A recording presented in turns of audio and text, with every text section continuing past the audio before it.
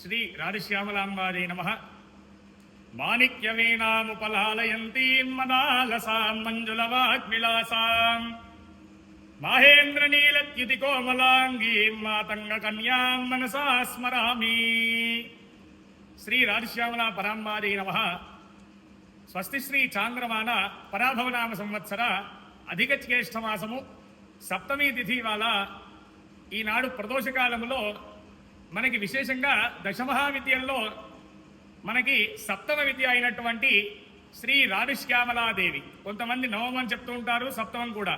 ఈ రాధిశ్యామలాదేవిని ఆరాధించడం వల్ల అద్భుతమైనటువంటి వాగ్భాతియే కాకుండా చక్కనైనటువంటి జనవశీకరణ, ధనవశీకరణ ఇత్యాది సమస్తులు కూడా మనకి మన పైన చాలా మంది కలియుగంలో అట్రాక్షన్ కోసమని బాగా ఎదురు చూస్తూ ఉంటారు. నాకు వీళ్ళందరూ కూడా అట్రాక్ట్ అవ్వాలి అని.